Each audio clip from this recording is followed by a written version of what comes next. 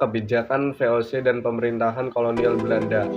Kebijakan VOC dan pemerintahan kolonial Belanda yaitu monopoli perdagangan rempah-rempah, campur tangan terhadap masalah internal kerajaan, ekspansi wilayah demi melancarkan kebijakan pintu terbuka, arogansi Belanda terhadap kerajaan pribumi, adanya praktik diskriminasi terhadap penduduk pribumi, dan penderitaan rakyat akibat sistem tanam paksa, kebijakan pintu terbuka, serta politik etis.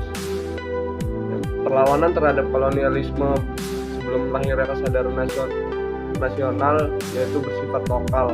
Perlawanan dilakukan oleh masing-masing kerajaan sebagai reaksi langsung terhadap pelanggaran kedaulatan serta kewenangan penjajah di tempat itu. Bergantungnya pada seorang pemimpin karismatik, mengandalkan tokoh karismatik yang berpengaruh atau yang dianggap memiliki keahlian dan kekuatan yang melebihi manusia biasa. Yang ketiga, perlawanan menggunakan kekuatan senjata. Mereka mengandalkan senjata tradisional seperti bambu runcing, kelewang, pedang, keris, dan sebagainya. Keempat, mudah dipecah belah. Rakyat mudah dipengaruhi oleh adanya imbalan materi untuk melakukan pengkhianatan. Perlawanan terhadap Portugis. Yang A. Perlawanan Kesultanan Ternate.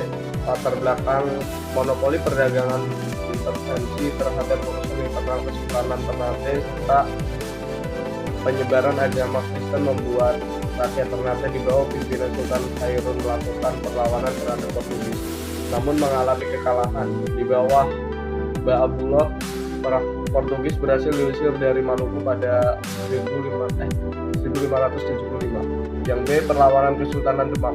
Tujuannya memulihkan Kesultanan Malaka atau Islam yang berarti menjamin kebebasan berdagang bagi para saudagar Islam di Malaka, serta mencegah Portugis melakukan ekspansi lanjutan ke Jawa dan wilayah-wilayah kesultanan yang lain.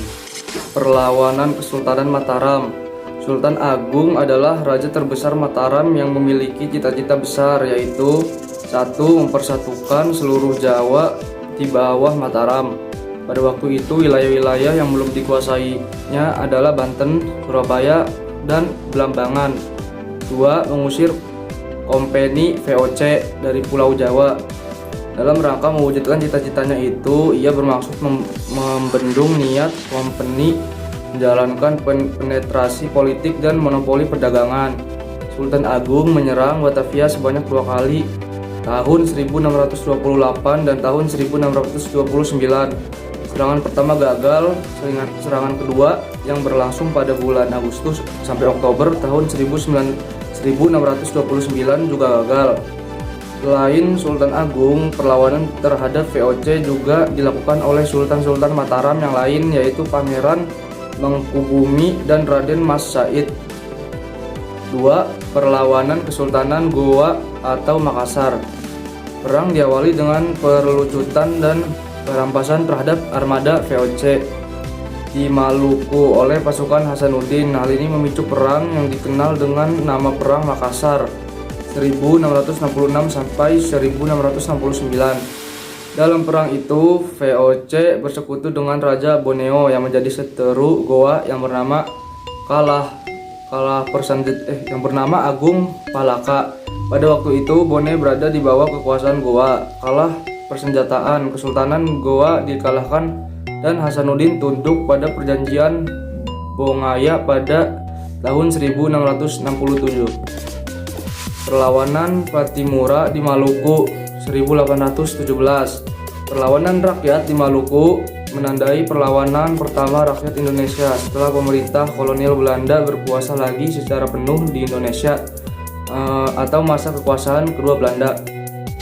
Kedatangan kembali Belanda pada 1817 ini mendapat tantangan keras dari rakyat Maluku. Hal ini disebabkan karena kondisi politik, ekonomi, dan sosial yang buruk selama 2 abad di bawah VOC.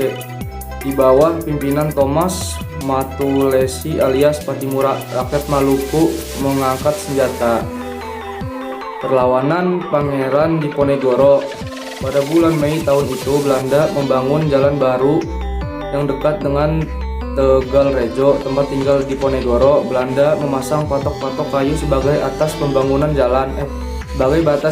jalan dan melewati makam lalu Pangeran Diponegoro di di Tegalrejo. Hal ini dilakukan Belanda tanpa seizin dan persetujuannya. Hal ini membuatnya merasa terhina. Ia kemudian mengorbankan perlawanan terhadap Belanda di Tegalrejo. 3. Perlawanan Kesultanan Palembang pada tahun 1804 sampai dengan 1821. Rakyat Palembang menunjukkan sikap antipati yang tinggi sejak Belanda menduduki wilayah mereka yang baru.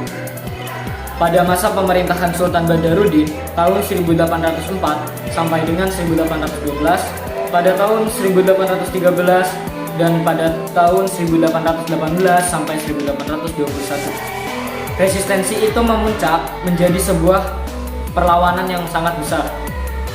Pada tahun 1818, Belanda mengirimkan ekspedisi pertama ke Palembang pasca konvensi London.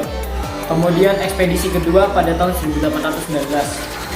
4. Perang Padri pada tahun 1803 sampai dengan 1838. Pemicu perang antara golongan ulama yang disebut kaum Padri dan golongan adat adalah adanya keinginan dari 3 orang ulama asal Pidari atau Pedir Aceh untuk memberlakukan syariat Islam di seluruh tanah Minang. Kaum Padri melawan Belanda. Kaum adat 1821 sampai dengan 1832.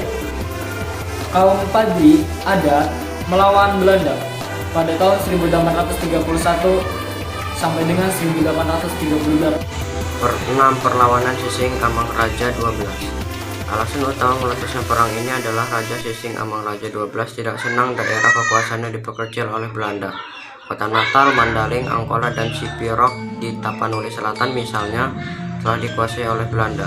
Sikap ini tidak terlepas dari usaha Belanda mewujudkan Pax Neerlandica sampai sebelum perang terjadi. Kerajaan Batak adalah sebuah kerajaan yang merdeka. 7. Perlawanan kerajaan-kerajaan di Bali. Perang dengan kerajaan-kerajaan di Bali berlangsung dalam 3 tahap, yaitu tahun 1846, 1848, dan 1849. Serangkaian perang itu dipicu oleh kegigihan raja-raja Bali mempertahankan apa yang disebut hak tawan karang. Adanya hak ini merugikan Belanda sebab ketika itu banyak kapal Belanda melalui dan terdampar di perairan Bali. Pada tahun 1839, Belanda meminta kepada semua raja di Bali untuk menghapus hak itu.